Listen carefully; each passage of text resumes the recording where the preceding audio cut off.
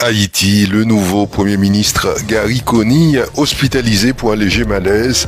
La semaine dernière, Gary Conille a été nommé Premier ministre par le Conseil présidentiel de transition d'Haïti à la suite de la démission du Premier ministre Ariel Henry face à une flambée de violence des gangs dans le pays. Le nouveau Premier ministre d'Haïti a été hospitalisé, annoncé par Port-au-Prince ce samedi 8 juin, mentionnant un léger malaise qu'une source gouvernementale a qualifié de crise d'asthme. Je cite, suite à une semaine d'activité intense, M. Conille a eu un léger malaise samedi après-midi et s'est rendu à l'hôpital pour recevoir des soins, a relaté le bureau de communication du Premier ministre haïtien samedi soir sur le réseau social X.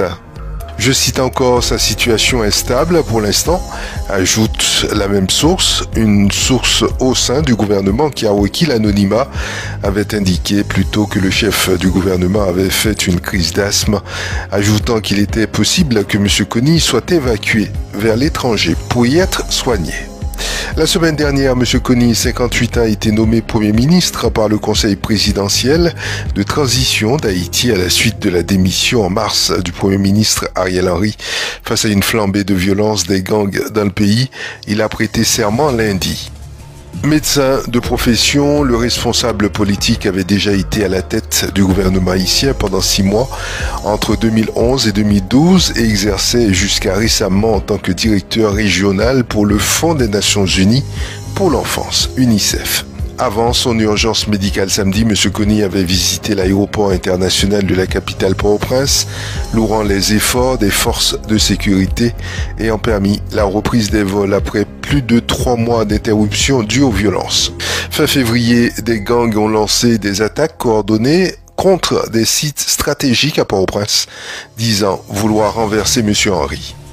Port-au-Prince est à 80% aux mains des bandes criminelles accusées de nombreuses exactions, en particulier meurtres, viols, pillages et enlèvements contre rançon. La population est également confrontée à une grave crise humanitaire avec des pénuries de nourriture, de médicaments et d'autres produits de base. Sans surprise, les élections européennes n'ont pas rencontré un franc succès en Guyane. Les scores de participation sont en berne, mais en légère hausse avec près de 12%. C'est dire la popularité à travers le temps de ce scrutin. Pourtant, les électeurs avaient le choix avec 38 listes, un record, terni par un manque de listes disponibles dans les bureaux de vote. Seulement 13 sur 38 dans le bureau 1 de Cayenne par exemple. Un début de polémique à Kourou avec les soutiens de la liste communiste également.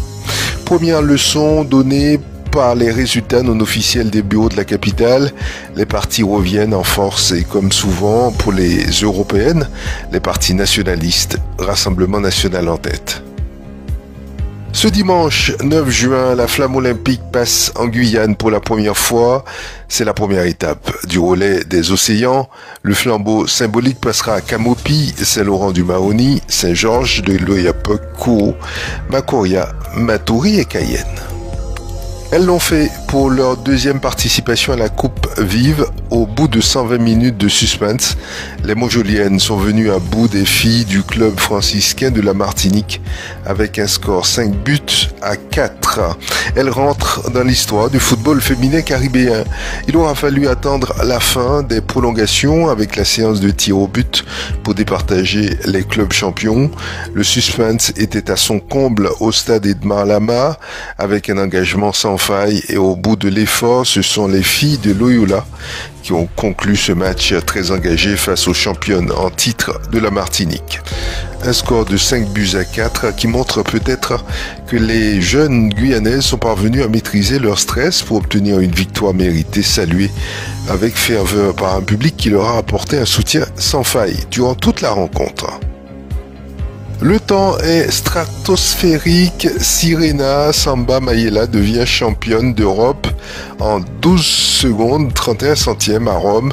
Elle bat le record des championnats entre la demi-finale et la finale. Elle met 12 centièmes à son record. L'air de la Floride où elle s'entraîne lui fait du bien.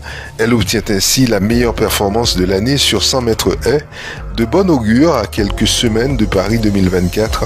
L'an dernier, son meilleur temps s'établissait à 12 secondes 68 centièmes. Ce dimanche, Jemina Joseph rentre en piste sur le 100 mètres à 16h05. La finale est prévue à 17h53.